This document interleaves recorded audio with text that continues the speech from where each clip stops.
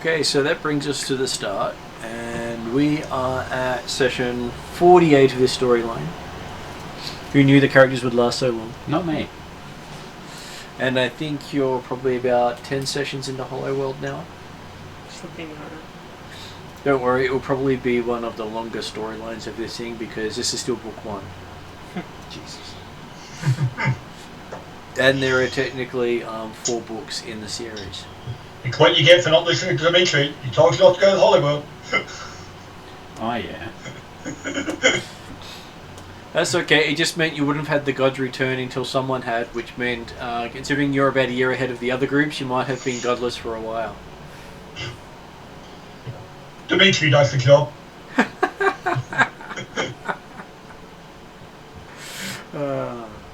So, talking of Dimitri, I'm sure he's the most important person, so he'll be introduced first. So that means we have Jeremy. Okay, yes. Good evening all. As you may or may not have heard, I'm playing Dimitri, a sage and wise man from the realm of Caldada, always willing to help guide and lead others down the path of wisdom. Allegedly. I'm sure there's wisdom in there somewhere. Okay, so... if they just listen to him, I'm sure they'll find the right way. I mean, he should be starting to say, I have spoken. Just to see how many of them continue arguing. Okay, so at the table we have Stefan. Hello, I'm playing Rhea, who is a sorcerer and totally not a wizard, and with stuff in a temple. So, yeah. The temple you helped blow the top off. Renovated, yes. But you're getting there. And then we have David. Hello, I'm David. I play Plum and Gorinov, a mighty Ethingarian warlord and master of horse riding, who has never once ridden a horse in the entire time that he's been in existence. Oh no, he has ridden a horse. Yeah. In the scene changes. Yes. And that's it. He's currently very unhappy about not having horses, and he looked at a unicorn and almost thought it was maybe a horse, but it's just not. It is, however, in the way. It did move into the other room to help you after breaking the pedestal. Yeah, great. Well, hey, he's not the reason he's there. Still doesn't stop him being a pain in the backside. It wasn't that we necessarily killed all the zombies. We had to get out of there because the unicorn broke the pedestal. That's right. Yep. We broke the DHD. Which is always interesting when you say, why did we run off? Oh, someone summoned a unicorn. How's that a bad thing? Yes. And you weren't able to dial home. Well, we had to get back before we got stranded. That's alright, we'll just send a mount through. Unfortunately, you're out of mounts. Yes. Unless, of course, you want to go back home and get your mounts from the stables. Yes? And then send them through. No. Do want to go back, though. Don't like this place. Okay, so you find yourself in a room of 4 suns. The dome-shaped room is about 60 feet tall with its apex. Elaborate paintings cover the walls, with each quarter section of the room featuring a different subject. So section 1 is jaguars. This section depicts figures of giant jaguars menacing a small village of terrified humans. A single golden sun hangs in the sky. So section 2, this section portrays a human village buffeted by hurricane winds. A number of humans have the faces of monkeys, others are covered with fur from head to toe.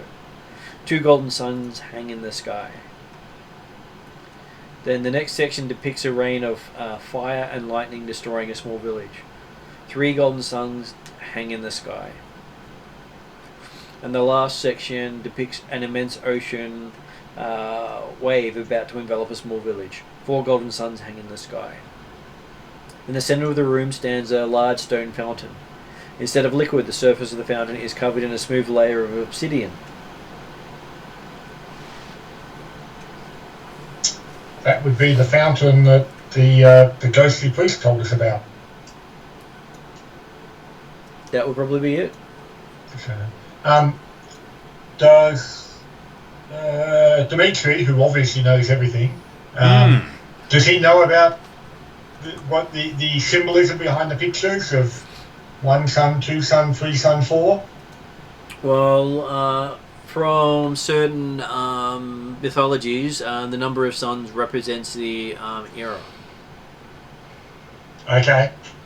Or epoch, Okay. as you might say. Yeah.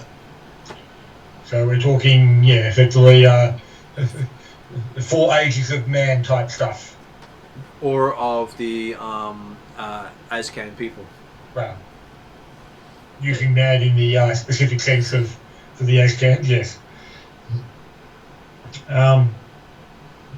Does Dimitri know if those 4 ages are ones they've already gone through, or we're up to the 4th age, or anything like that sort of stuff? Okay, and Stefan, you're saying something as well? It's not relevant. Okay. You sure? Yep. Okay, so looking at it,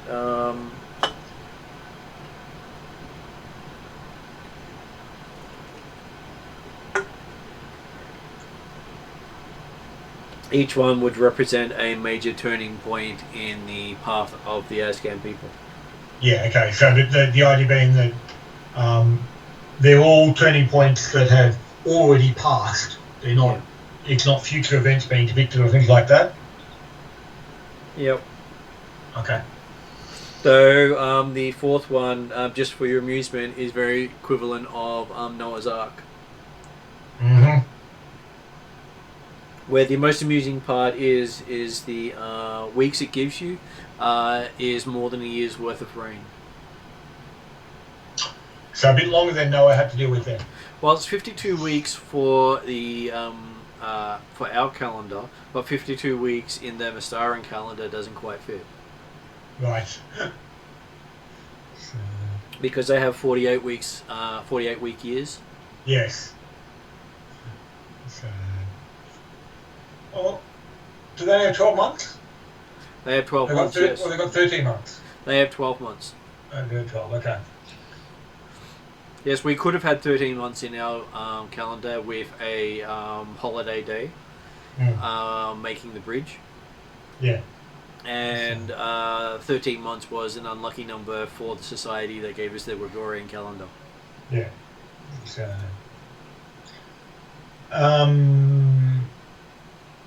okay, well, let's say Dimitri's certainly taking a good look around the pictures first of all. Yep. Obviously, it's part of things, the process. I'm not certain if anyone else is specifically looking at anything particular at the present time. Not really. Planet doesn't like this place anymore. The unicorn's just looking at you.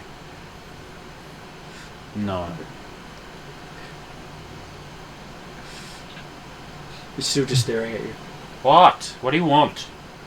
Well, you sort of notice one of his eyes is staring at you, one of his eyes is staring somewhere else. I look in the direction. It is a horse, pretty much. I look in the direction that the other eye is staring at. The sorcerer who summoned it, and then left it here. It's not me. You gonna clean up your trash? It's not me. It was Little Miss. Little Miss says she doesn't know how to summon unicorns. Her wibbly wobbly, timey-wimey, magicy bullshit. Summoned it. Yes. I'm trying to warn people that magic down here is unpredictable. Leave it to the experts. Well, you're the closest thing to a horse around here, so let's go for a walk.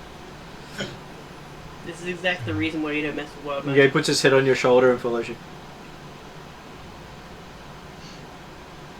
In the back of Plumman's head, he knows that he's killed horses for less.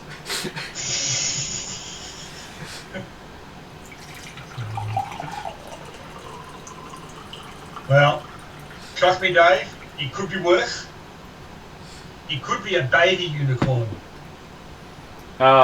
You mean dinner? No. From a previous campaign, well, in fact, technically exactly the same campaign, we had a baby unicorn appear in that, and that was a bigger problem. Oh, Jesus. And they had to look after it. Yes. As I said, dinner. That's... No. No.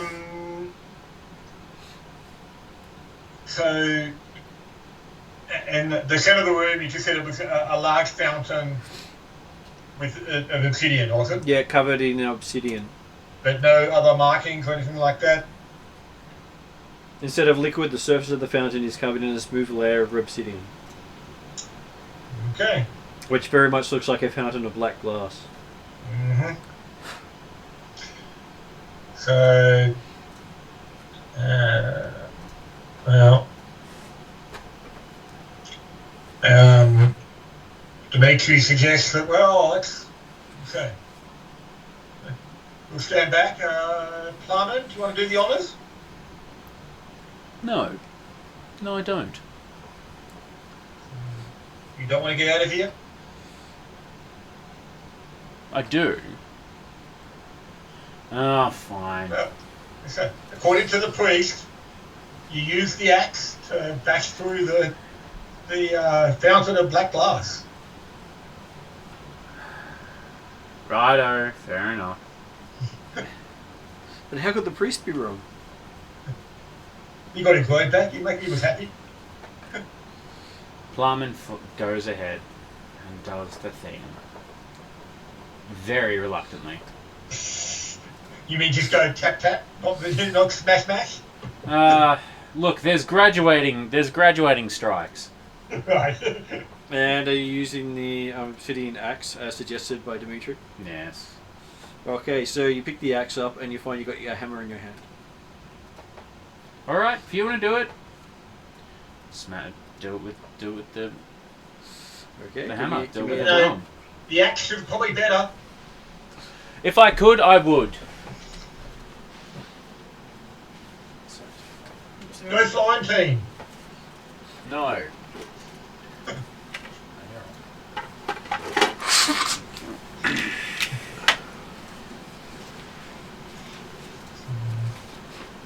Axe and hammer. I'm sure that'll be much more effective. Let me ask you a question. Plumman once again tries to put down the hammer. Yep. You managed to put down the axe.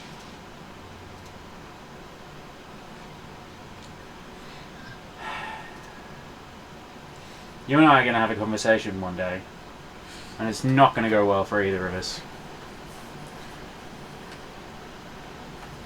So does Ray pick up the axe then? I'm not touching that. Dimitri, you're going to have to do it. I can't do it.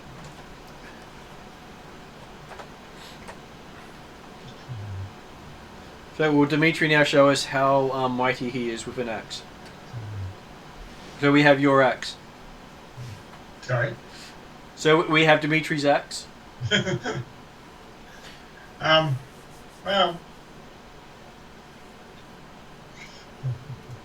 looking over and thinking, oh yeah, no, the halfling's not feeling particularly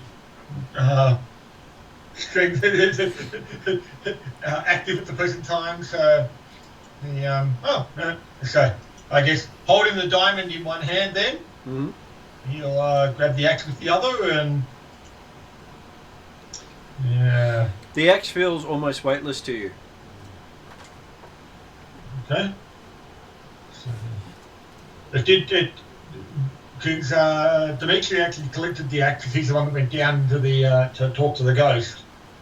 Did it feel weightless when he first picked it up? No. It actually feels weightless now that you're holding the Yelm's diamond at the same time. Okay.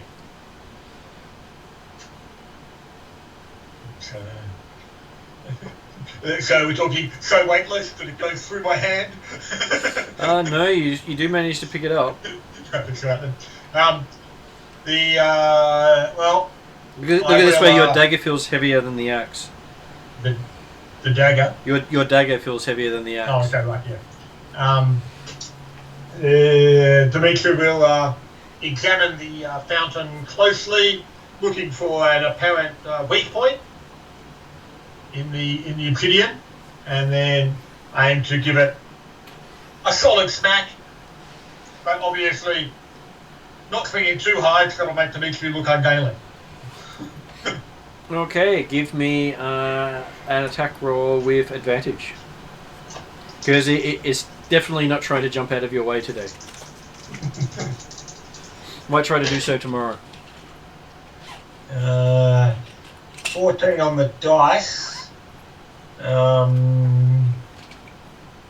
He's not actually proficient with axes, so I guess that would be at about 14. -1 for strength would be AC attack of 13. Okay, you managed to successfully hit the obsidian. Yep. It's a ringing And blow that shattered the entire thing. give me roll 4d6.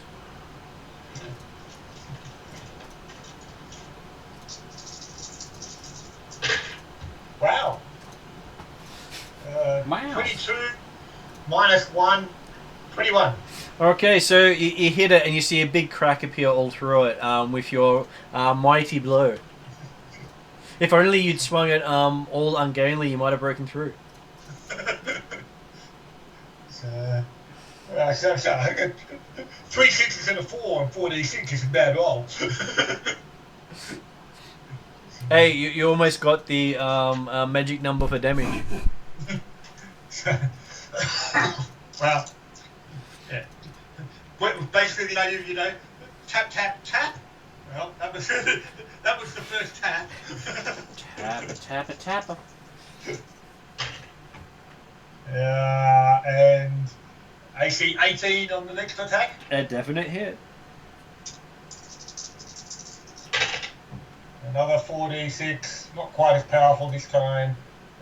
16, 15. And the top shatters as you see a jade jaguar come flying out of the space beneath the obsidian surface. Hey, Mr. Ghost Priest, did you say anything about that? Well, he could. Dimitri will aim to jump to the side and get out of the way. Just have to remember which book the Jade Golem was in. It's always amusing when you have to go between all your different books to find the right creature. Yeah. That's right. I can give you the stacks if you like. 1 hit point. Oh, don't be ridiculous. 2. It's an important monster come out in an important part of the level, so it's got 7 hit points. He's And right. you'll manage to score the extra damage from your blow onto the creature. Well, obviously, yeah, got hit by a few shards of jade as the obsidian as the thing broke up. Okay, where is the creature?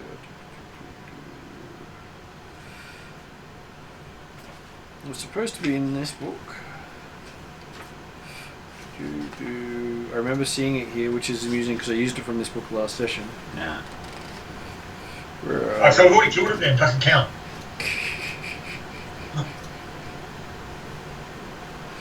Okay, so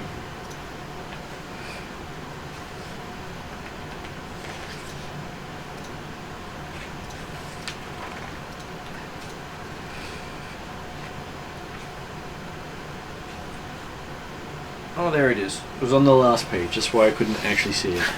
Well, obviously the last page you looked anyway. Nope, the very last page. It's literally the last page of the book. For a minute there, I was thinking I was going to have to go look for another book and saying, did I grab the wrong book in the end? Okay, so.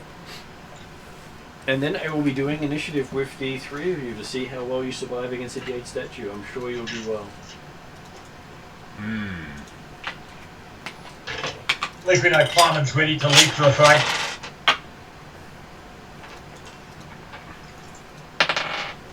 He is. He actually is. I mean, he gets advantage, but no, he is very much ready to jump into the fray.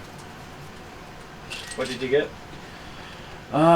What's my initiative bonus? Oh shit. Where'd you go? There you are. 22.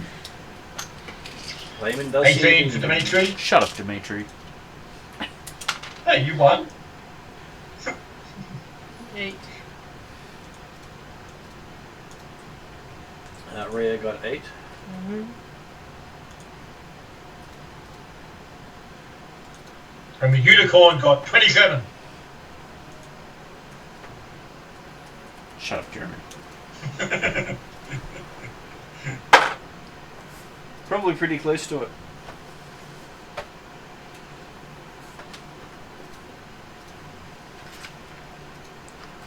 So I'll have him roll on your side and see how well he goes. I'm sure you could use the help.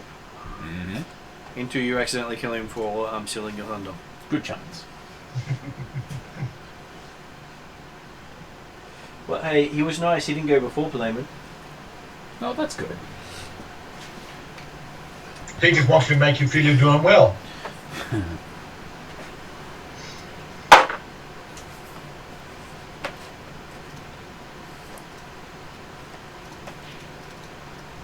Obviously, he saw some of The Princess Bride. Oh. I actually just started reading the As You Wish, which was Carrie Always' autobiography of the making of Princess Bride. Yeah.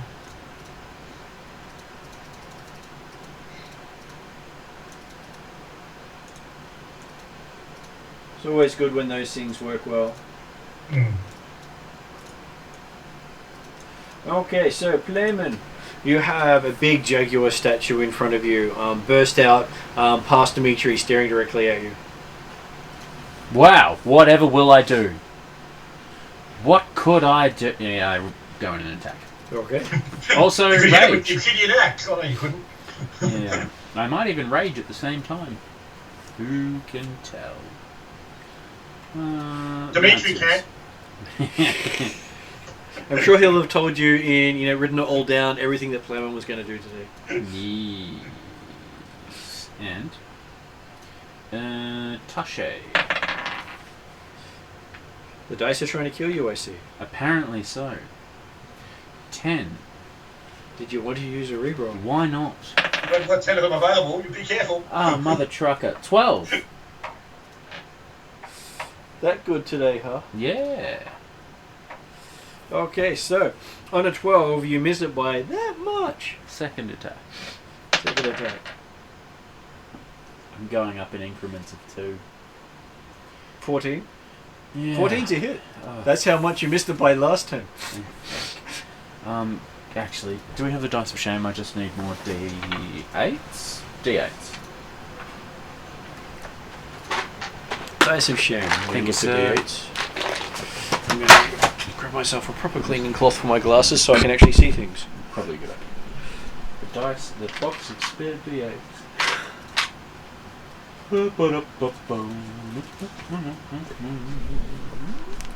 Apparently not that many spare D8s. Well, there should be one section should be full of D8s, but they sort of got mixed up. Yeah, that's probably all entirely my fault.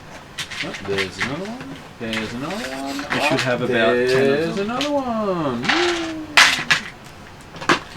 And attack.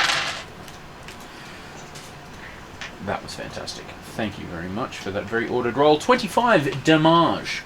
25 From Whelm. damage. You get in a good swack. And you have a third attack. Do I? Are you? I said, are you? Do you? Do I? I don't know. Don't think so. Which is great. Thanks for. You just rolled a 20? Yeah. Well, I mean, if you're a real fighter, you can have an action surge. Yeah. Only I don't suck.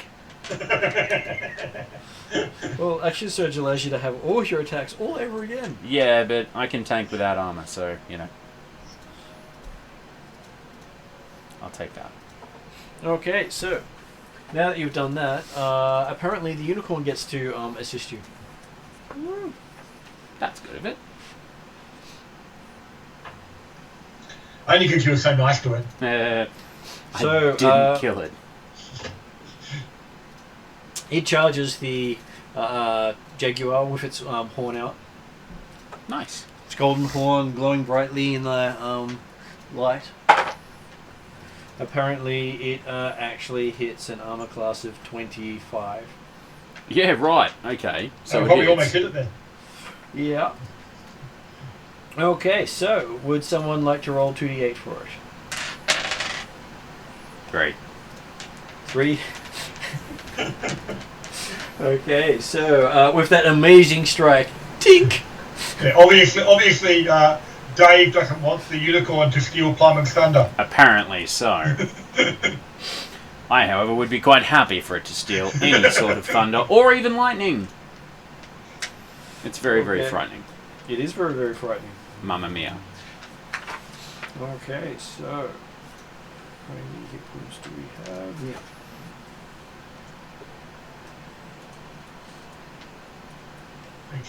Okay. You mentioned that, reminded me that maybe I'll change my plans slightly. Okay, then it is Dimitri's up, who's currently in the middle of changing his plans. Well, it was the reminder about thunder and lightning that actually maybe Dimitri doesn't want to use Thunder Wave as his spell. Mamma mia Figaro. Actually, he gets to use one of its hooves before you get to go. Making Apparently, it can't roll less than a 19 on its attack rolls. Yeah, right. Well, it rolled another 18, so Nice. so it got another 25 to hit. So I'll roll a d8. 4. Okay, so it does another chunk of damage for you, using its celestial hooves to carve off a piece of jade. That's nice of it. So, Dimitri. Okay, so as I said, I was rolling out of the way, and obviously I successfully got out of the way because the girl went for Plowman, and then the unicorn stepped in. So I will just go with a firebolt, sorry. 20 on a spellcasting check, so that's all good.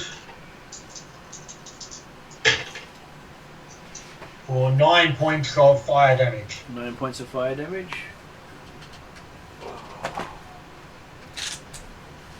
Okay, Yes, so I was thinking about doing thunder wave, and then I suddenly remembered, oh, hang on, I don't think the diamond likes thunder spells. I check it. well, technically, I think it likes thunder and lightning spells,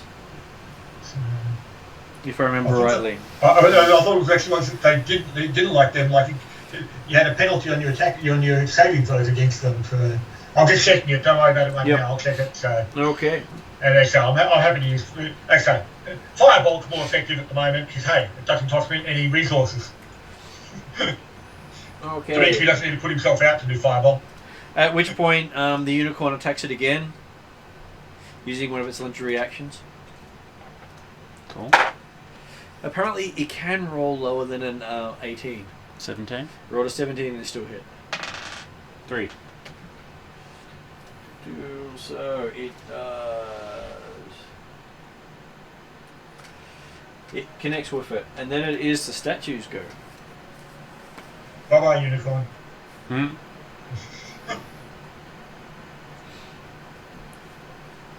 Okay, so the statue tries to bite.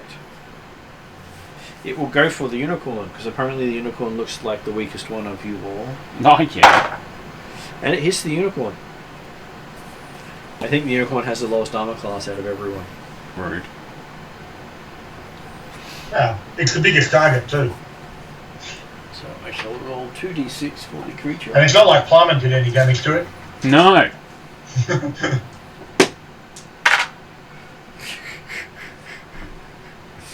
The amount of damage dice I roll when I roll damage is always amusing. Mm-hmm. So it does piercing damage on the unicorn, and does 13 lots of piercing damage. Okay, its next attack is against Plowman. It tries to claw Plowman. Yeah, right. And it hits an armor class of... where is my... 14. Bounces off you. And apparently you annoyed it enough to try to claw you again. This time it gets an armor class 22. Yes. Apparently you annoyed it. With slashing damage of 13 points of slashing damage on you. 6. Yes, it does round down, so you take 6.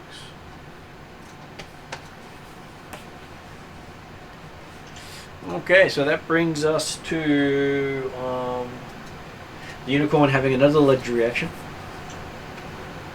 Hey, this unicorn's pretty impressive. It is. And it hits, so roll a d8 for me, please. 4. Unfortunately, it's not doing well on its damage. You're really middle of the roading here. Well, and low end when you rolled 3 on the first 2d8. Okay, and because the unicorn has taken a legendary action, the creature takes a legendary action. The statue takes a legendary action as well. Meanwhile, we're sitting here going, I guess Hey, we'll it's just wait impressive. then. And it tries to bite Blayman. And gets a 13 to hit Blayman. And then his rise finally gets to go after all that. Don't worry, they'll each get legendary actions after you. Never mind. I Dimitri's rolled standing too in the low and I background missed. thinking, What did you get? That's a 7 to hit with a chill touch. You didn't want to use one of the many No. rerolls. No point for a cantrip. Okay. And then the unicorn goes. Dimitri's standing in the back thinking, He definitely I think that hits. unicorn really should be a hawk, shouldn't it? 2. And then the creature tries, the Jade Lion tries to bite Blayman again. For fuck's sake. And gets a 22. Yes, it hits again. And does 9 points of piercing damage, downgraded to 4.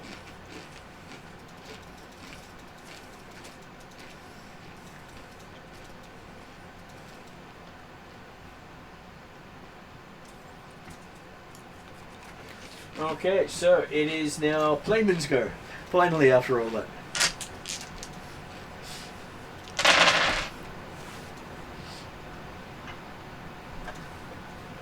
Would you like to use one of the rerolls on that one? Yeah. It's not much better, but it's not a 1. What the hell is going on? We've only used 2 rerolls now, I believe, so far. 13 to hit. 13 to hit. Okay, you feel it scrape along the side of it as you just miss anything important. Did you get flanking with the unicorn? Yes, I get- technically. The unicorn's helping you. Is that advantage or is That it? gives you a +2 to hit. You hit. Right. Apparently the only reason you hit was the unicorn was helping. He's alright, that unicorn. Might jump on him and turn him into a barbarian. But snap the horn off and make him a normal horse? Nah. He's earning his keep. I've No, just we're seen it talking do about- like fucking 37 attacks in one round. We were talking about the sessions recently, Dave, the fact that your horse barbarian, 27 damage, yeah. I'm curious as to how many levels of barbarian it's got and when it'll convert into archetype that'll allow it to turn to a dragon.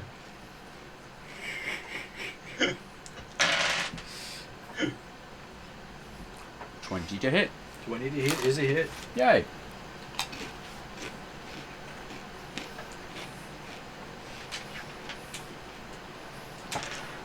$25 damage. And it shatters. Apparently you team well. Yeah. Because its next action was to then suck the life from you and the unicorn. Too slow. It had to. It wasn't worth using its damaging everyone No. unless it actually gets more than one person. So to actually hit a few people. Plumman spends a moment to make sure that all of the shards of glass? Jade. I think, no, it was Jade. Jade? Yep. Jade? Yeah. Yep. Awesome. That's a lot of jade. It is. Takes a moment to You just takes a throw the moment last to one. make sure that there's no shards of jade in the unicorn, on the unicorn's fur, and pockets every single sliver he finds. Unlike the monkey one, where you actually pulverized every single piece you came across. Yep. Now, originally that was a selfless act. Now, frothing. I thought you'd like that. Okay, so yes, you now have Dimitri has a moment to look in the well, and you can see a stairwell going down, which the Jaguar was the guardian of. Also around you, you see the paintings begin to move. We also obviously collect every piece of jade that we can find. As the paintings begin to move. Yep. So the first one has the Jaguar pouring at the people. The second one has the trees blowing in the wind. The third one has the lightning crackle in the sky. And the fourth one has people running away from the village as the tidal wave approaches. Okay. And they're moving as in like Harry Potter style images, or... Very much so. Do you go up and examine any of them? Mm-hmm. Which one do you go to? The Jaguar and the people. Okay, as you get to the Jaguar and the people, you can hear a Jaguar roaring in the background. And that's all you hear. You can't even hear one. I'm never leaving. Does the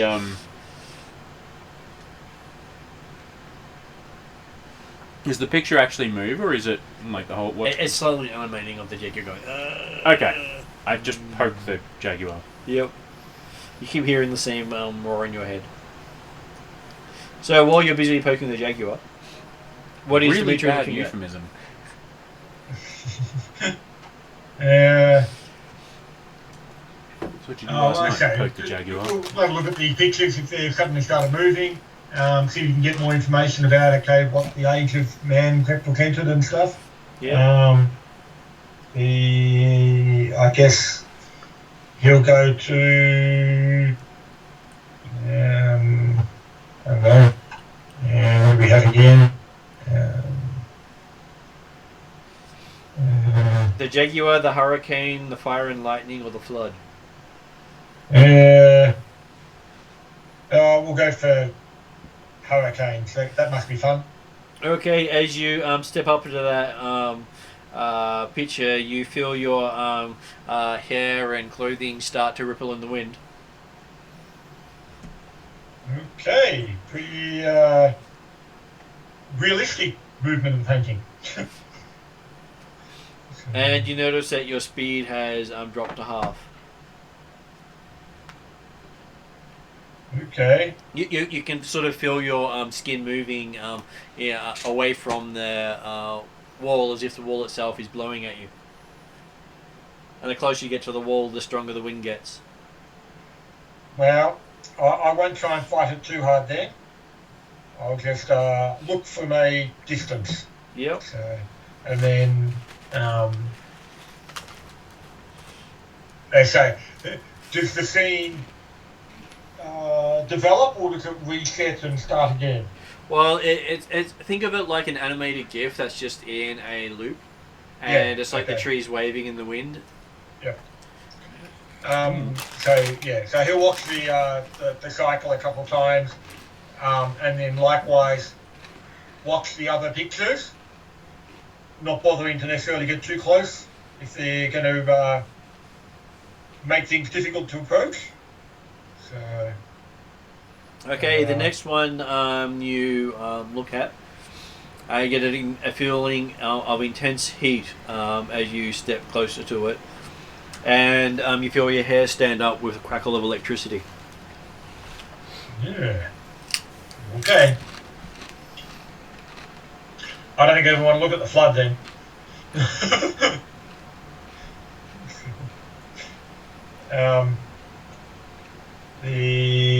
I will go and have a look at the fountain staircase. Yep. It goes down. Spirals down. Down.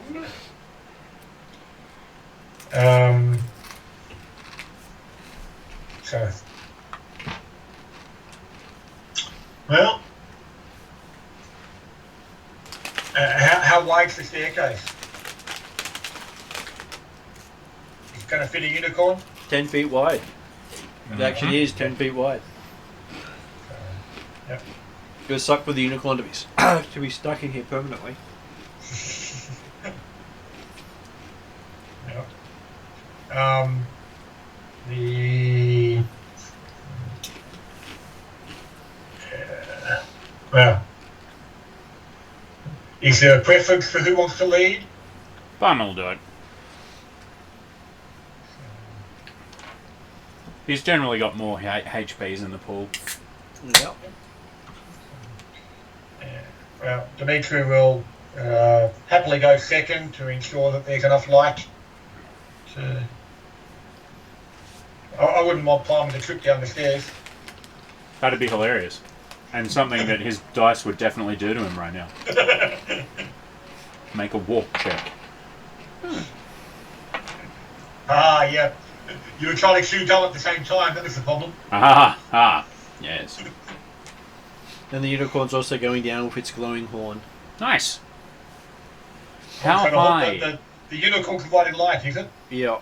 Well, that'll make it easier for members of the party not to get stuck in the dark with death haunting us. How high is the Ceiling. roof? Yeah. Ceiling probably about 15 feet high as you're going down. Not quite enough. Well, you're trying to ride him? Or her? They. Yeah. It's a magical creature. I'm sure it can be both. Well, I mean, that horn isn't really for show. As you get down the stairs, the air becomes cooler and sweeter. The wall and the stairway begin to glow in a soft white light. That's concerning. And you find the stairs end with a stone door with a jade handle. Bright light spills from out of the door frame. So it's a light not like the outside. But probably again something that'll be valuable for not getting stuck in the dark in shadows. So Dimitri's one and only use of being a walking light source is now redundant. I can put it away and do other stuff. Other useless stuff. Dimitri's not wasting a spell on this light.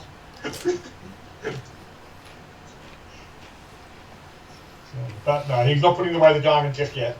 So, can we, so approaching the door and the doorway type stuff. Yeah. So the walls are starting to be lit and there's bright light coming from behind the door. Can we hear anything on the other side of the door? No, you don't actually hear anything on the other side of the door. Okay. But the sweet smell seems to be coming from there.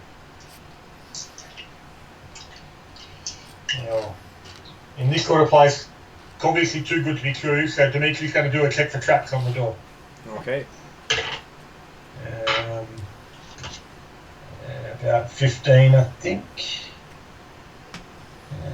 That one. Whoa. Yeah. There is a bit of reverb there, yes. Jeremy, can you take your microphone a little bit away from your talk hole, please? Potentially somewhat, but it's hanging off the edge of my headphones, so it makes it a bit harder. Yeah, gotcha. That's alright, man. No dramas. Thank you. Right, so there's been an effect this time, has there? Yes. Sorry about that. No, it's okay. It's just when you do your low pitched that the speakers start to crack the sads. Fair enough. You hit the perfect tone. Yeah. I'll try and keep that in mind. The brown note. Okay, so yes, you look over the door. Yep. Does not appear to be 15 trapped, for- but it does appear to be stuck. So it's not trapped, It's not not locked. apparently necessarily locked, just not opening when Dimitri tries to pull on it. Well, you can tell that Awful the solid. the doors have shifted and it's basically stuck against the door frame. Oh, okay. So, You didn't even have to try pulling it. yep. Move, puny man. I will step back and allow the expert door opener. I have PhD in opening door. Plowman attempts to open the door. Give me a d20 check. Apparently, he just steps up and pulls the door open. Fair enough too. This door was not hard to open. You are small and weak. You misunderstand. Dimitri didn't try to open the door, he allowed his staff to do it. But it did sound like someone scraping nails on a chalkboard as you opened it. Yeah. Oh, I have staff here that would like to meet your head.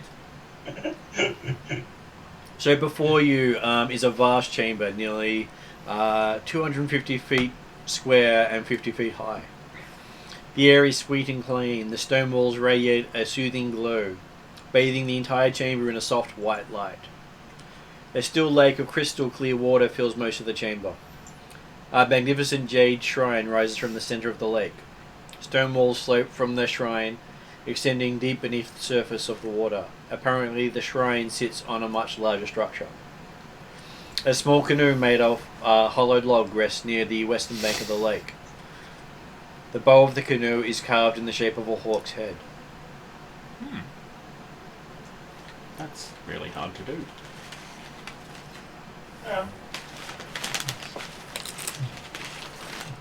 Obviously, this craft is designed to allow passage with Oxyotl across to the temple, the temple of Oxyotl. I don't like water. Can we see anything in the water? No, you don't see anything in the water, but the water sparkles.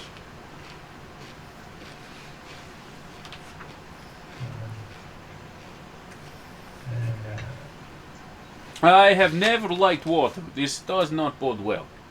And the unicorn starts drinking from it. Oh, okay. And the unicorn dies.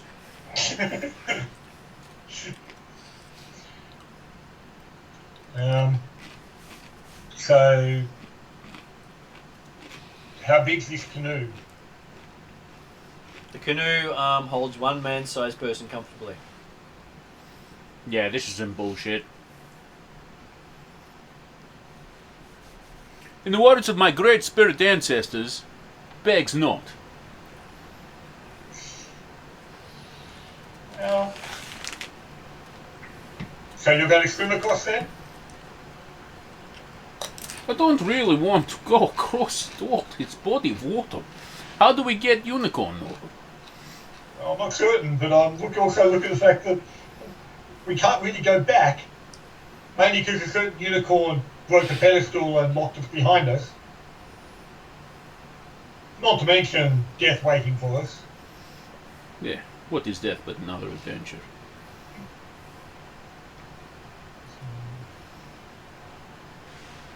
So, who's willing to be the first to use the canoe?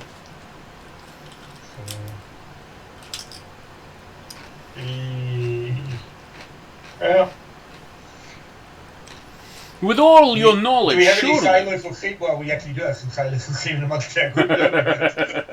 But there is nothing to guide the person on the boat. The boat has no oars. Yeah. So it might need strong hands, big hands, to provide the your motive force to paddle yourself across. Or some bullshit magic.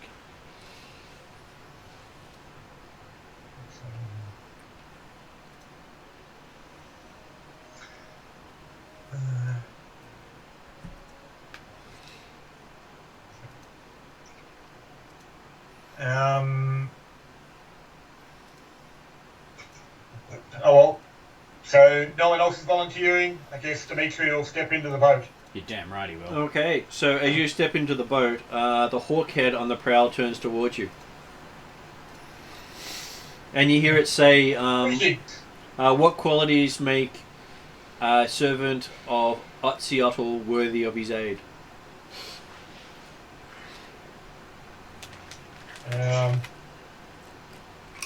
So, oh yeah. Dimitri is trained in religion. So 25 on religion. Mm-hmm. I reckon I can confidently say Oxyotl is a force for good and therefore encourages all the goodly virtues.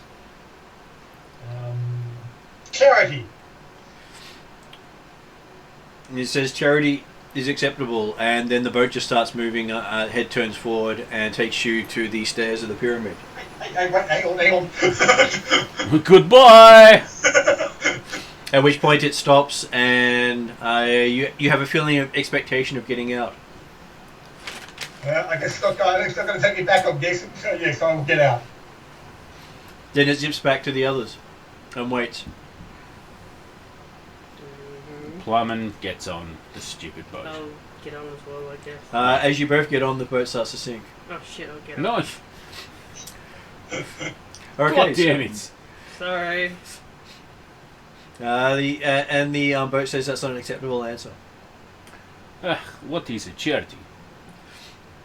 Jared has already been said. Oh, God. Save that. And still, that's still not an acceptable answer.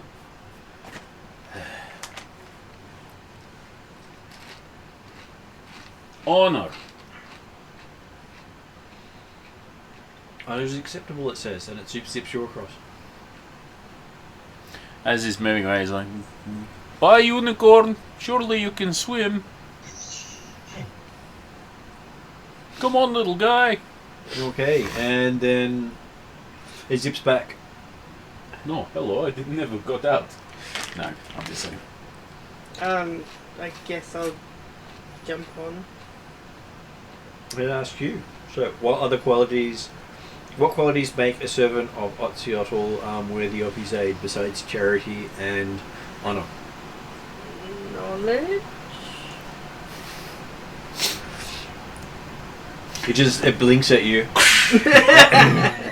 It seems to take an awfully long time to, say yes or no. Apparently you need more. More knowledge. Virtue? And in the middle of saying virtue, it says, knowledge is barely acceptable. Barely. Stops halfway. No, I've changed my mind. Give me another. You have 5 seconds.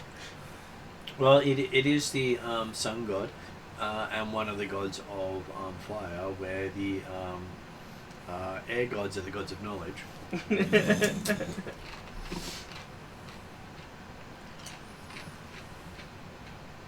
So it puts you out there, goes back to the other side. Unicorn manages to stand on the boat, says something in Celestial, and then takes it across. What? One person per boat. What? Okay, cool. He just looks at you and says, "You one person per boat." That's some magical bullshit right there. He says you're talking to a unicorn. Can Dimitri see across the other, how far have they gone across? Okay, so I will show you a picture once I make sure I don't actually pull down all my technology while I do so. Okay, so you can see that map. Okay, yep. You've gone from here Yep. all the way to here. Okay. And how big are the squares? They are 10 feet across. Oh, okay, so it's actually not too far to get across on the boat anyway, so... It was 40 feet. Yeah. So obviously, if people want to listen, Dimitri can spout off all of the good virtues that Oxyotl would present.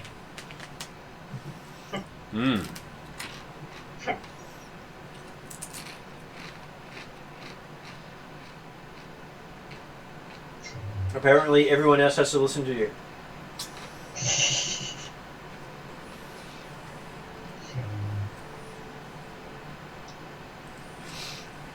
Yeah.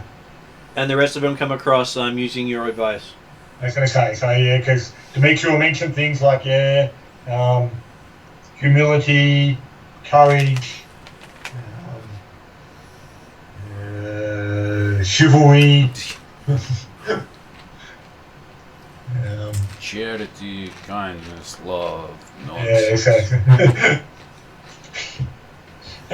He'll rattle them all off. Because, I mean, obviously, Dimitri's such an embodiment of all of them that he knows them well.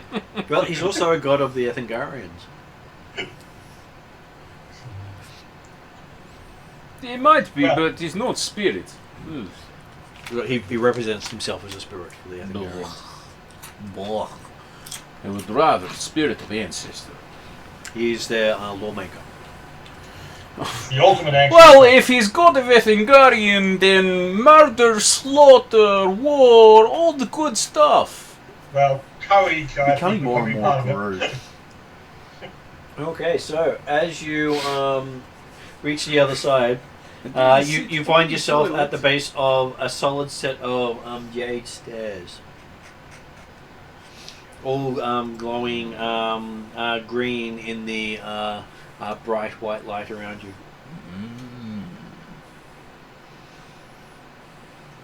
Mhm.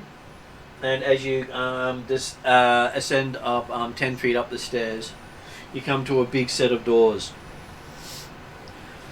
And they open easily for Playman, who just, grabs the door and goes, yank. I was going to say, Dimitri will have been at least listening and seeing if there's any tracks on it while he's waiting for the others to get across. Okay, so opening that one, so you know how you saw that there was a lake inside the lake, Jeremy? Mm-hmm. That lake was inside the Jade Pyramid. Right. So it opens into a single room about 130 feet square and 25 feet high. An eerie green light illuminates the room. The air is heavy with the aroma of sweet perfume. In the lake's clear water, you see large chinapa, or floating garden, filled with all variety of colourful wildflowers. A bank of packed earth about 5 feet wide surrounds the chinapa. A narrow wooden bridge leads from the chinapa to the entry. So a large floating island in the centre. Mm-hmm.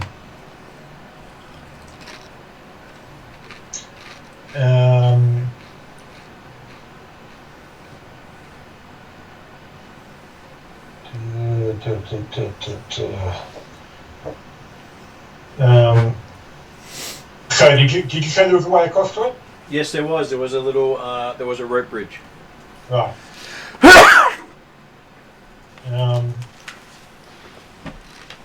And there just seems to be just a garden or something in the middle there, was it? There is, big enough for everyone to stand in.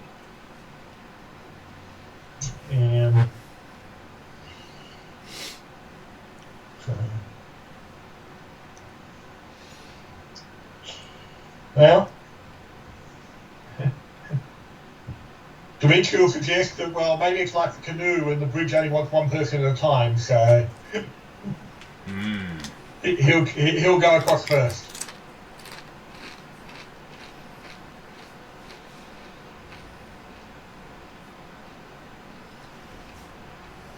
Assuming there's no problems. Yep, you make it across without any problems. Okay. Plumbing. We'll follow. Okay, so the rest of you follow into the centre. Yep. As the last of you steps onto the island, Uh-oh. the bridge behind you just fades away. Of course it does. And then the room darkens. And a white mist appears overhead, swirling and Someone set twisting. the trap off. The mist clears and you see a ghostly image of an enormous hawk's head. It speaks in deep tones, like distant thunder. You have come far and persevered. Persevered and preserved always look the same to me. Persevered. Persevered. There we go. That looks close enough. Yeah. Yet Unseattle remains to be convinced of your worth. If you would submit to his tests, then stay. If not, leave this place. And the bridge ghostly appears between here and the exit. This place is shit. I hate it. It's boring. Why should I submit to a crappy god spirit who's just useless? Ugh. There's It not looks at nowhere you. else to go. They're staring directly at Playman. What?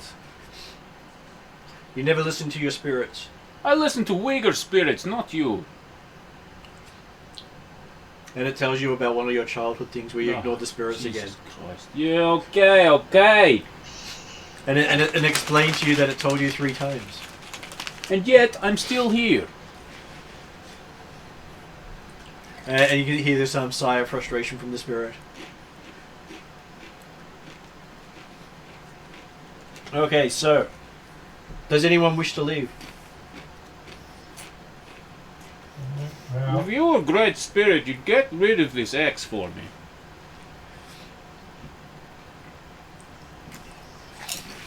I could get rid of the axe for you, but you're not holding an axe, it says. Ah, hammer. So, congratulations. Ding! You've got a hammer. I had gotten rid of your axe. Oh, well done. Very smart, funny. Come on, let's go. No one's leaving.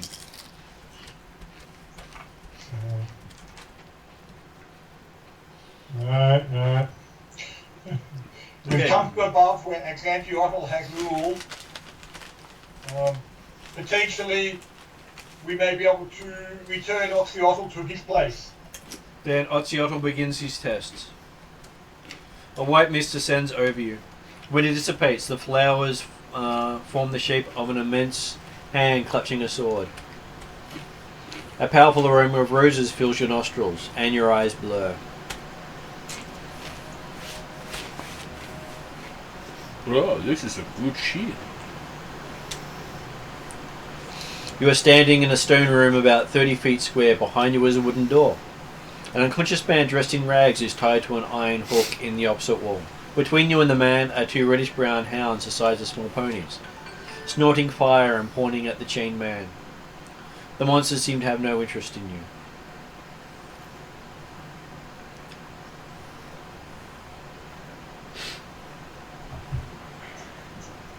You know, being a test of the gods, we've probably got to try and save the guy. Oh, you know we do. Let's go do it. Okay, and apparently each of you are the only ones there. Okay. Oh, so we're facing this individually, are we? You are. You have entered your own instance. Bad luck, guys. You won't get Dimitri's guidance. But you can hear each of you in your heads. Oh, okay. Well, there you go. You can be guided by Dimitri. Oh, it was bad enough, this stupid hammer, and now I've got this moron in my head. Oh my god. This is how you want to attract my worship? I don't think so. Here's a random guy I tied up earlier. Enjoy that. Okay, so Belath Silvertongue has some ideas. So who wants to go first? Yeah, why not? Okay, Blayman, you're up first. Do do do do do do do do do. While I look up the dreaded creature. Oh, you could wait while I talk to men. So, yeah, he's currently tied up and being attacked by creatures. Is he being attacked? So he's actually being attacked? Hellhounds. Yeah, he's actually being attacked. While he's being poured at. Imagine And also, I think they said he was unconscious, didn't they? They did, yes. Oh. Wait, hold on. Good little dog. Come, wait. Good boys. Stop. Okay. Remember, they're not so little good dogs. Gonna start working. So these dogs are as big as you. Just an update. Yep. Martin is having radiology every weekday, which takes a hell of a lot of energy and time out of his day. Absolutely. I can imagine. I hadn't heard from him. I will pass on our well wishes. Yes. Okay, one of them turns and looks at you, and the other one is currently still pouring at the man. Hey! Stop! No! Give me a persuasion. Bad dog. Where's Belath when I need him? Sorry, just give me 2 seconds. All I'll good. send this message to Martin. Okay, so that is what Playman's doing. What is Raya doing? Be presented with the two hellhounds, both pouring at the man. How does Raya solve this? Well, if he's going to try and talk to them, there's no point hurting them because that'll interrupt the process. So Well, no, we're all facing individually. there's one for each of us. Yep. No, there's not one for each of you. Yeah. You don't see the others where you're standing. There's one old man and 2 dogs for everybody. We can hear each other, but we're not actually there. Each of the others is not there. Oh, so we're in like our individual areas. Is that correct? You're in your own instance. You're there by yourself, although you can hear the others, Right. who Okay. are apparently seeing the same thing you are. And how many? Did we see 2 each? You or- see 2 each. Well, if you ask everyone else, they all say they see 2 each. Right. You can hear a pirate bellow as he charges in. Okay. Yep. Should have seen that one coming. Okay. Apparently he's the first. Of course he is. Everyone else seems to think that negotiation is an option. Well, I mean, let's give it a shot. Yeah, I don't mind giving it a try. Mm-hmm.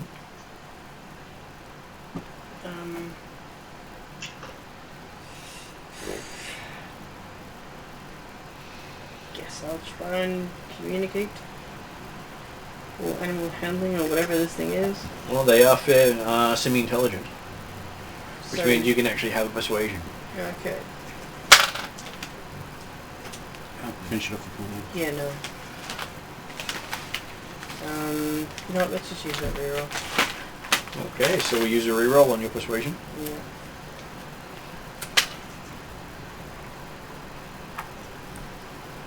That's 14.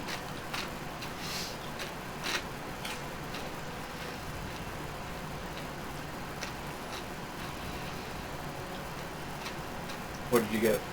14. 14. They both pause and turn towards you. They stand either side, far enough or away from the guy that you could walk between them and reach him.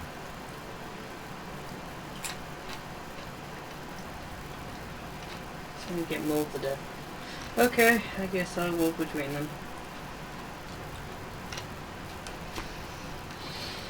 This is how I die, this is how I die. Mm-hmm. Can I use animal handling as opposed to persuasion? We can try. But most animal handling require it to actually have animal intelligence. Okay, so how is Dimitri going to handle it now that the other two have made their choice? I'm just checking. The conjuration spells work in Hollow World? Not normally, no. No, because it's not part of the natural way of things down here. Actually, bringing creatures in here normally doesn't work. What was that, sorry? Bringing creatures down here normally doesn't work unless you involve the god's magic in it. Yeah, no, I was just sort of, because I was just looking at Mage Hand and thinking, well, maybe I can just untie the guy because if they're not paying attention to me. But, yeah. So, yes, I will first of all, since as a player I can't remember, or Dimitri obviously would, I'll have a quick attempt at doing a Mage Hand. 26 on the Arcana check. But it doesn't appear, does it? No, it does not appear, unfortunately. Okay. I can see why you wanted to change your phone. Well, we just had the flashing screen of death on the... There it is. I know, you picked it up and fixed. We'll see. Apparently that's what you needed to fix it. Do you want a snack or something, Mark? Camera's here. Yes, I wouldn't mind some snacks if you could. Like some Get me... the brown biscuit nut Yep. thingies, whatever they're called. So, I'll give you... That way I don't get extra balls. So is it flushing again? No. Every time you try to show someone, look, it's fine! Yes. Schrodinger's flash. In that case then, so, because yeah, the dogs are not paying attention to me as I walk in, are they? Not to begin with, no. Dimitri will cast invisibility on himself, Okay.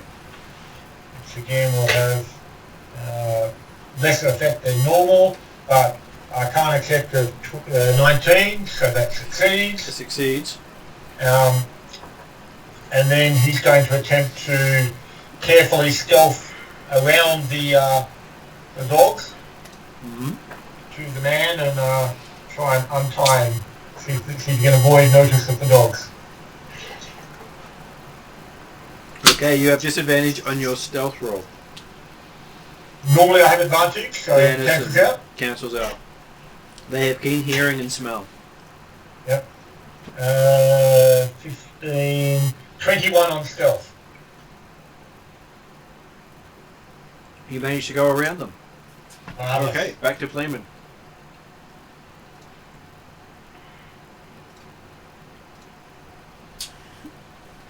Let's go with the... No. Command them.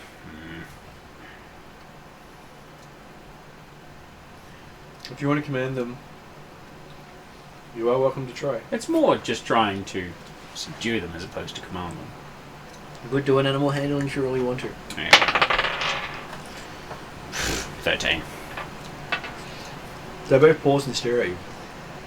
Well, that's better than them staring at him. I'll get ready to get attacked. That'll do. That'll do. Okay, so, Rhea. I will attempt to untie them.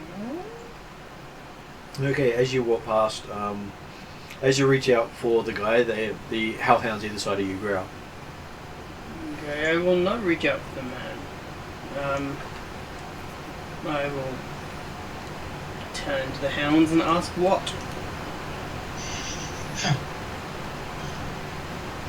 Which one? The one on the left or the one on the right? Because you're standing between them now. If you turn to one, you can't see the other. You've got your flanked. They came from behind. Unless I take a step back and then say what. To them both.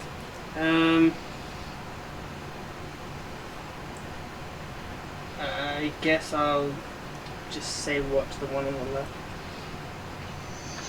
Okay, as you turn to look at the one on the left, the one on the right tries to bite you. Ah. I said try. So to clarify, this happening in Rhea's, do we see it try and attack thin air? You don't see it, you just Okay. hear Rhea having a conversation with them.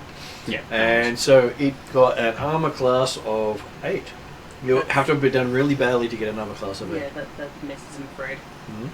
I'd use a reroll, make Martin reroll. If you want. I'm sure Dimitri would love to see what would happen.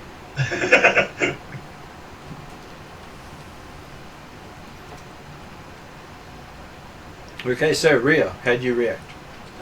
Backhand the wolf. Mm-hmm.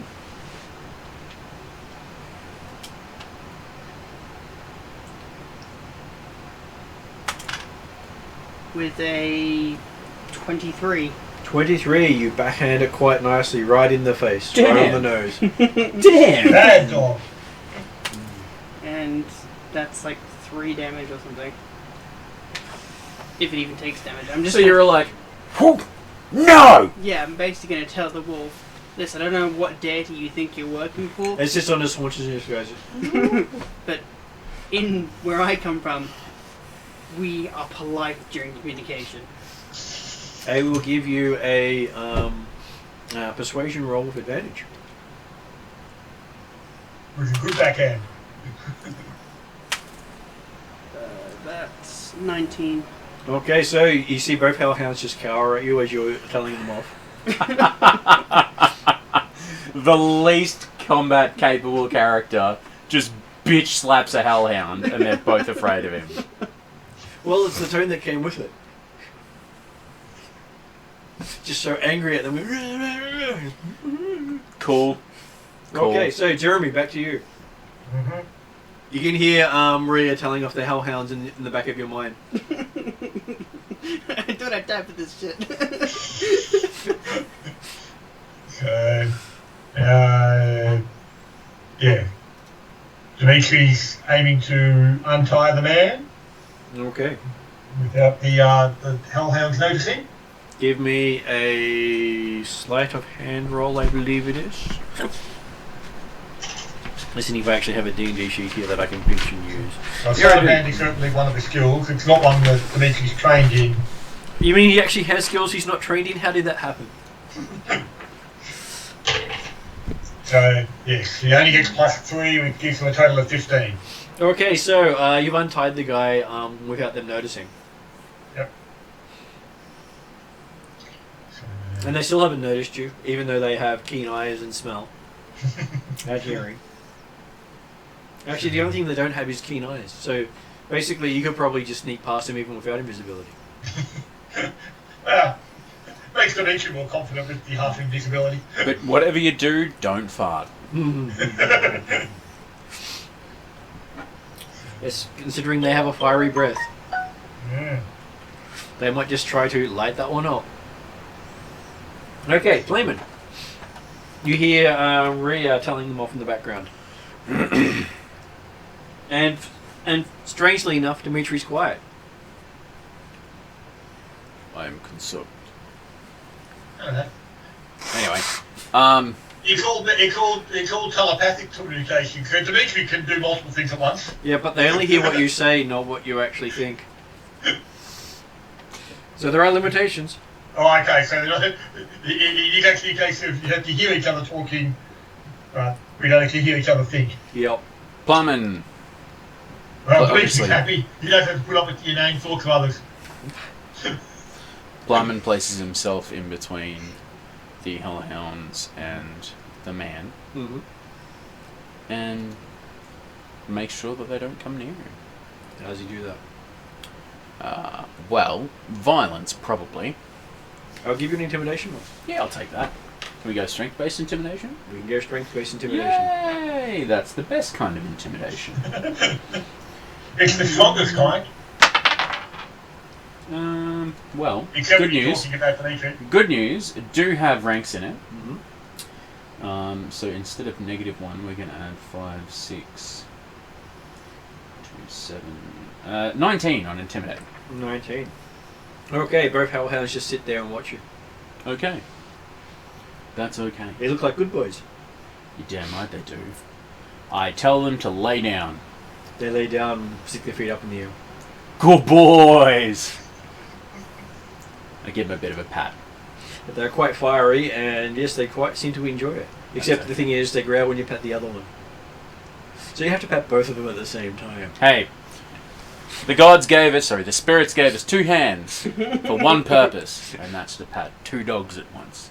Or horses. But you can, the 2 dogs are about 2.5 meters apart. Ah, that's fine. Then That's you're flaming after all. Then you're screwed with another 2 walking. You gotta take off your shoes. Fuck. Alright. So Rhea, you've just spent some time telling off the dogs, Yep.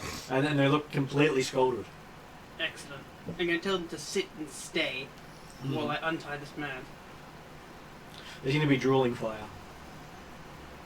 That's Awesome. somewhat upsetting, but that's fine. They are hellhounds after all. They are. I will attempt to untie the man again. Okay, apparently they don't growl this time because you're just staring, and you can just... The whole room's nicely lit up in the flaming drool. Flaming drool. Okay, yep. Sure. So wrong on so many levels. Yeah. I mean, it's one way to use a light spell, I guess. I want to use my drool. Doesn't need a concentration check. Yeah, I know. Okay.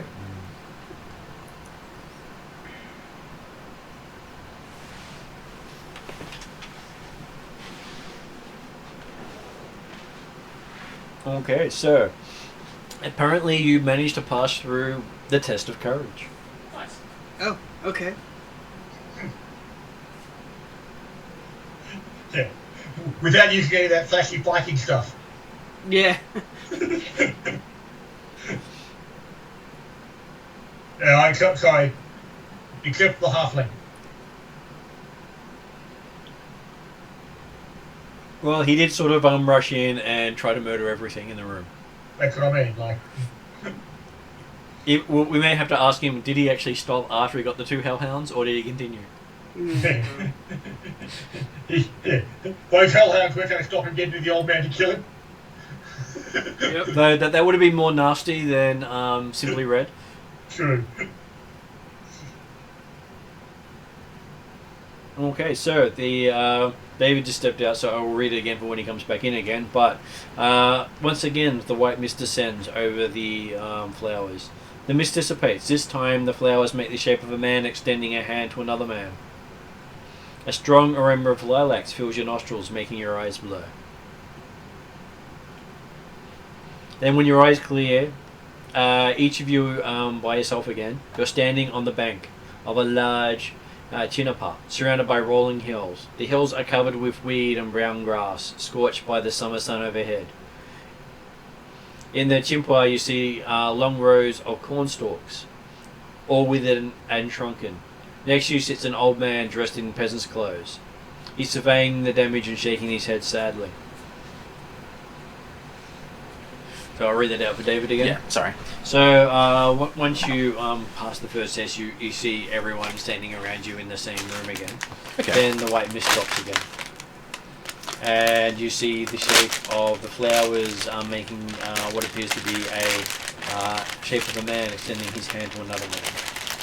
Then you have a smell of lilacs in your eyes more. When your eyes clear, you're standing on the bank of a large Chinapa, surrounded by rolling hills. The hills are covered with weed and brown grass, scorched by the summer sun overhead. In the Chinapa, you see long rows of corn stalks, all withered and shrunken. Next to you sits an old man dressed in peasant's clothes. He's surveying the damage and shaking his head.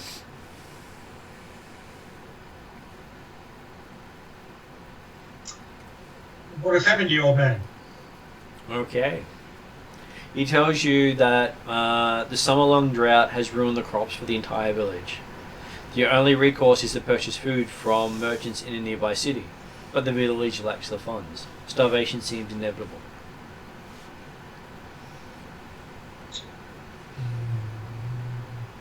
How much does your town need? As much as they can get. They have many mouths to feed.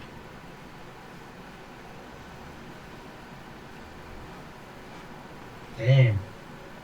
Dimitri doesn't have clear water. Plyman's gonna make a very make a survival check with the objective of trying to recall knowledge, which is, I guess, an intelligence check, but not really, of how to potentially find water in this area, if it's potentially something that he may or may not be familiar with, being as though Ethingar is fuck all water. Well, unless it's snowing.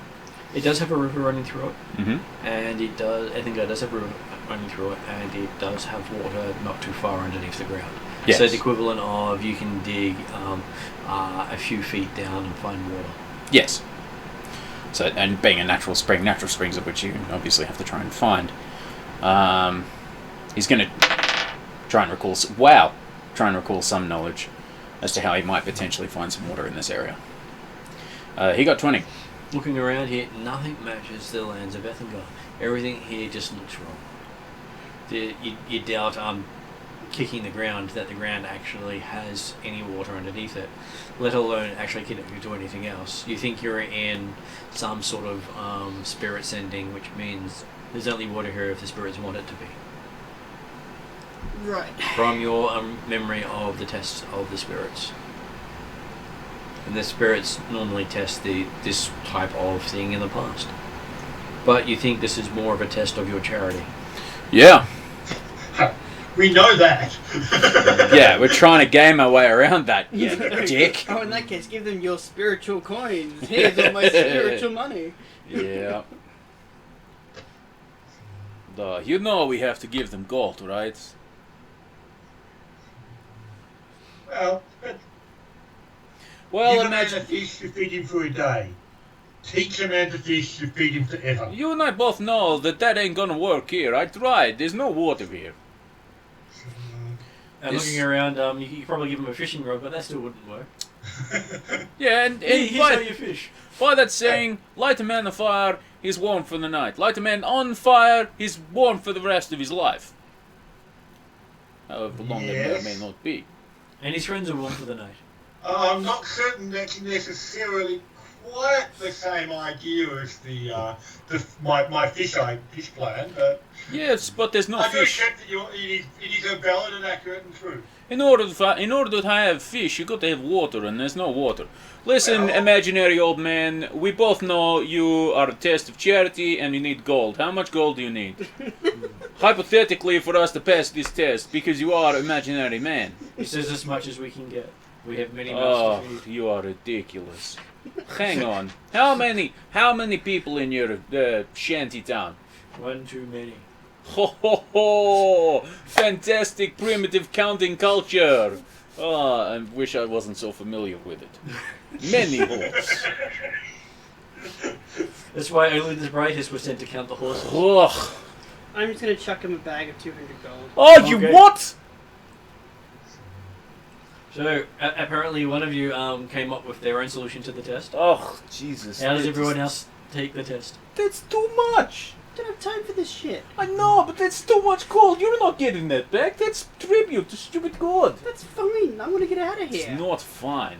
By the way, we have so much jade. Oh. Speaking of, what's your currency? It is gold, jade, nonsense, what? As much as we can get, he says. Oh, you are baby back bitch. Okay. Apparently he's on loop. Perhaps you could Fucking hell. take me to these merchants, and I will talk to them directly about applying a good deal for you. It's a good idea, Fred.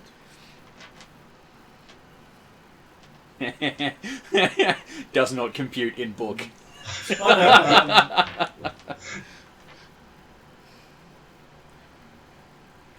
Okay, so apparently Dimitri is given an answer. Might not be a great answer, but he's given an answer.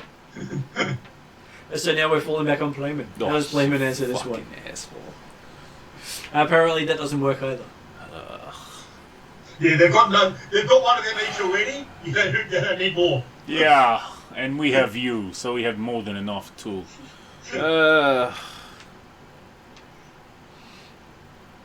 So you mean to tell me you can't tell me how many villages there are? How many people? Lots of people. Because... We have many people. Many mouths to feed. Oh my god. No, that's all it says. You're not my god. This is ridiculous. It's imaginary, man! Like, it's not the... Ugh. 50 gold. Okay, you hand him over 50 gold. That's a fucking fortune. It is. Like, many fortunes. It is. So... So, you find yourself standing amongst the others, realizing that the money you gave over didn't actually disappear.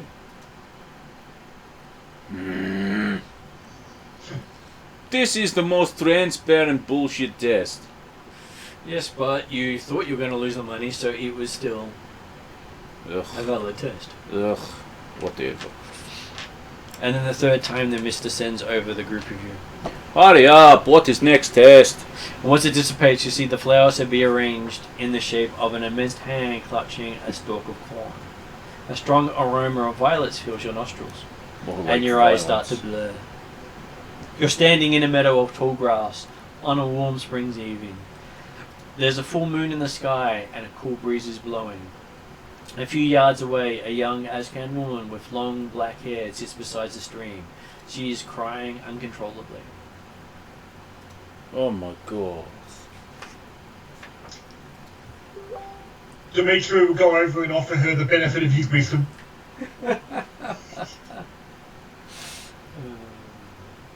Okay, so she tells you her name is Hunisha.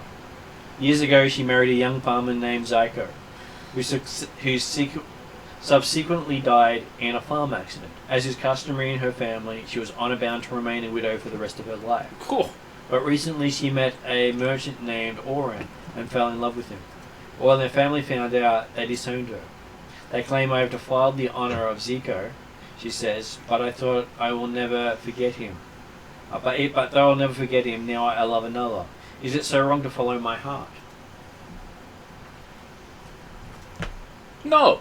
You find those parents, you bring them to me, I slaughter them in front of you. Problem solved. Shit parents. Okay, so that's one solution. This dumb thing, you can't live. Okay, so apparently it all fades away for you after you say that. Yeah, Plummet goes into a rage as he's flying away. This is stupid! Okay, so it turns to Rhea before it returns to Dimitri. So, how does Rhea solve this problem after hearing all that? I need to hear the details again just to understand this. Well, you know one way. So the woman's name is Phoenicia. Years ago, she married a young farmer named Zico, who subsequently died in a farm accident. As is customary for her family, she was honor bound to remain a widow for the rest of her life. But recently she met a merchant named Oren and fell in love with him. When her family found out, they disowned her. They claim I have defiled the honor of Zico, she says, but though she'll never forget him, now she loves another. Is it so wrong to follow her heart? So she's been disowned. She has no more honor. She loves someone else, but she can't marry him because she's been disowned. Well, she's been disowned by her family for just for falling in love with another. Falling in love. So she doesn't even. So marriage isn't even on the cards. It's just falling in love with someone else. Yeah, that's right. Basically, as far as her family is concerned, she's forgotten she's leaving her husband's memory behind. She's disowned her husband by falling in love with another person. So the culture is you're honor bound to your partner always, regardless. Okay. You marry for life and beyond.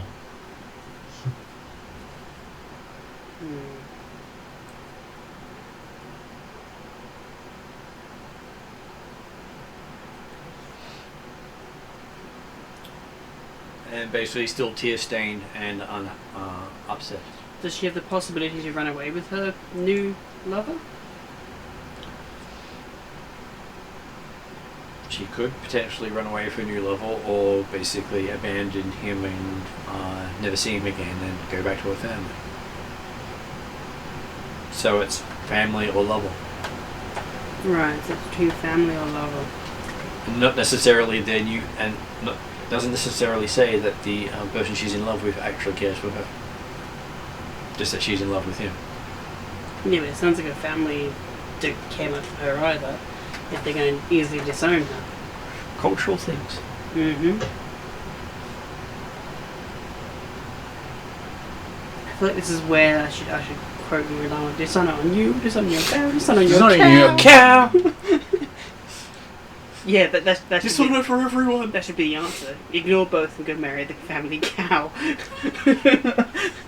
No, I'm just clarifying, I'm not saying that. Would have been an interesting answer. Seattle's sitting there like, holy shit, I've never heard that one. Wow! That's a good idea. I like it. And so the response, holy cow, came into existence. You hear the pages of some godly book being turned. I don't know this one. Hang on, give me a second. Just the whole universe blue screens. Ooh, tough one. She could do it in secret, technically, but she had enough honor to tell her family. Therefore, she's not the kind of person to do that.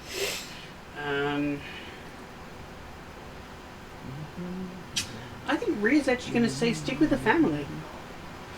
So ignore her feelings of love. Yeah. That's what Rhea's going to say, but that's just his input. Okay. And what does Dimitri say? Yeah. Dimitri explains that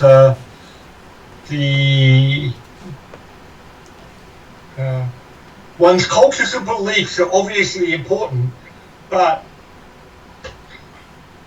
they can't take you through life forever. Go for it.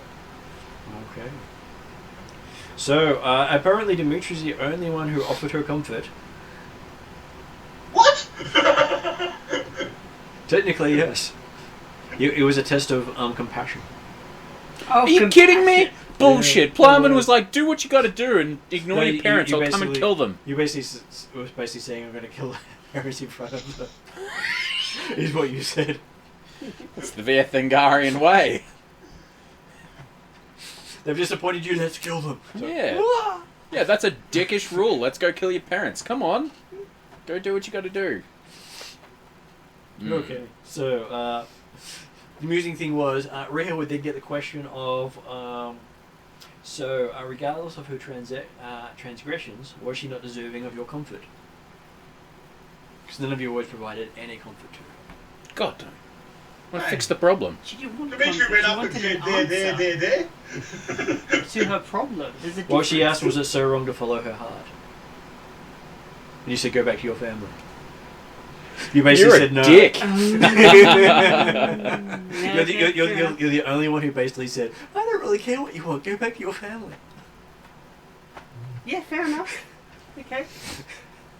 So, he got the mental. Dimitri was happy for an abandoned family because he did that years ago.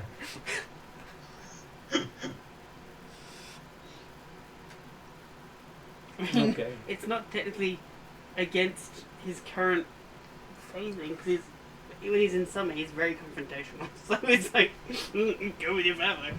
Do what you gotta do. Yeah, it's like. Okay, so and you find yourself back in the room of flowers altogether again. See, because his thinking was at least if they're with their family and this other guy doesn't love them in the end, they still have family to love them. Yeah, she was just looking for a hug. Very much so. You could have done anything to give her compassion, and it was considered a thing. Yeah. Layman's was, well, not really compassionate. Was far more compassionate than Rhea's. Yeah, if Plumman had have actually played that out correctly, it would have gone. I think it Ray would was have like, been. go do this and didn't actually explain the reason behind it. Yes, you had to explain to the spirit what Yeah, it was. it came across as very. Mind you, I'm pretty sure Plumman was pulled out because he was about to go on a mass rampage. Like he went into rage just as he was fading out. Okay, so the tests have ended, announced the Hawk image. Those who have mastered their inner conflicts and find goodness follow the path of Otziotl. The enemies of that path now work their plans far from here. You must go face them. Then the image fades. Huh? Okay. And as you the wooden bridge reappears solidly, and the doors open to the outside with the cool light from outside. I guess. Back out into the big room, No. the big lake. And the room to the thing to the big lake. Right, okay, yeah. And inside it you find an obsidian disc with a frighteningly sharp edge. The smooth the smooth curved disc reflects any creature or object with perfect clarity. Mm-hmm. Far better than a mirror. And also you find a jade shield with a hawk's head emblem.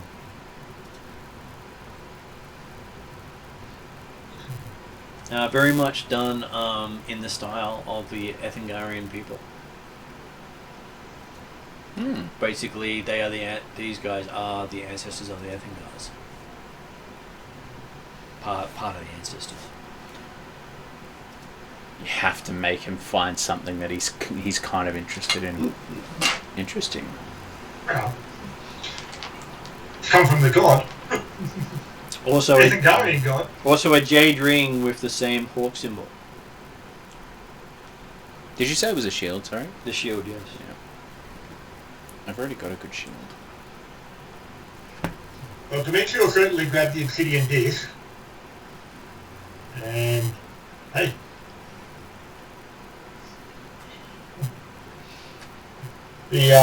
I would suggest that the shield and the ring, you can certainly pick them all up and then work out what they can do.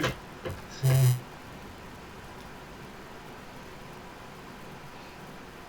Okay, so and the last thing you find there is a jade medallion with the hawk emblem.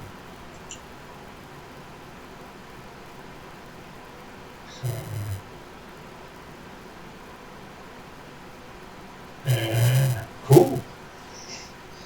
I guess that we passed Oxyotl's test and he's provided reward.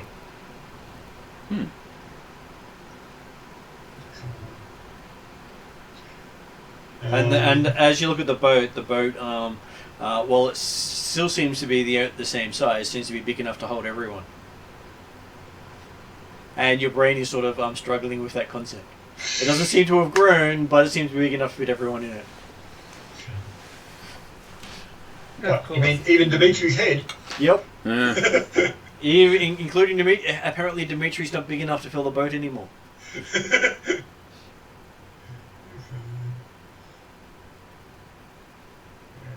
Well, I'm not certain where it's going to take us this time, but at least we'll get us back across the other side, I suppose.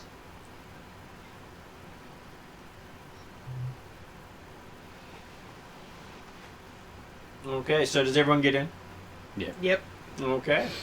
As the last one steps in, unicorn beside everyone else, tail flicking in someone's face. mm-hmm. Probably, taking up 2 seats, even though there's only 1 seat technically there. I don't know. You feel the boat start to rise. Okay. Off the water. Fucking Charlie in the Great Glass Elevator here. Yep, Up and off the out. water. Up and out. And it starts to accelerate very fast towards the stone ceiling. And then pass through it as if it wasn't there. I was going to say, Dimitri's going to duck his head, but work on the idea that, well, the unicorn's going to get squashed first, so we'll find out what happens. And you find yourself into a large tunnel with water around you, but not coming into the boat. It seems to be a bubble of air around you and the unicorn Okay. I don't like as this. the boat continues to accelerate. And the next thing you know, you're coming up out of a lake. Looking behind you, you can see the land start to fall away very quickly. As you can see, a streak of water behind you, leading back down to where the pyramid and the lake was. As you seem to be flying towards the red sun. Okay. We were... Oh, yeah, it's like, because the whole city was on an island or something, wasn't it? The whole city was on an island, yes. Yeah. And so we're flying to the sun, are we? You are flying to the sun. Okay. What could possibly go wrong? Well, at least it would certainly appear that we've got Oxyotl on side, and if presumably he's not been happy with that Countyotl, so I don't think he's taking us to our immediate death.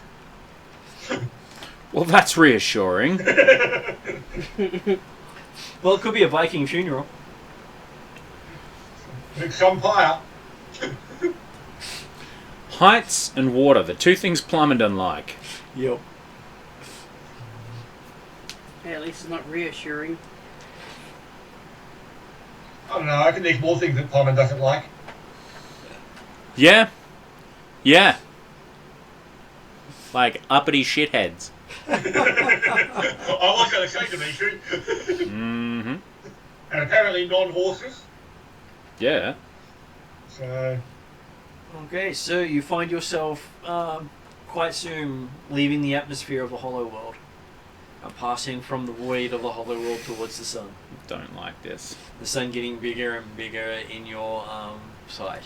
Very don't like this. Which might be a good point to stop it for the year so the other players have a chance to experience what happens next. Sure, it Fair sounds enough. kind of important. As you're now reaching the end boss of the first book. Yeah, I was just thinking, as we start heading to the sun, Dimitri's going to work out which item he's going to unattune so he can attune his Ring of Fire resistance. It only takes a minute. So okay, he now has a few weeks to figure that one out. Right. So if you're happy to stop there, that's probably a good point for that these. sounds like a good place to stop. So yes, you managed to pass the test of Otziotl and get his Of course we did. get his servants. That Dimitri to guide them. I'm sure they will all say how wonderful it was to have Dimitri guide them. Absolutely. No, they won't. Well, all those with truth in their hearts would. Oh, yeah. Is that so?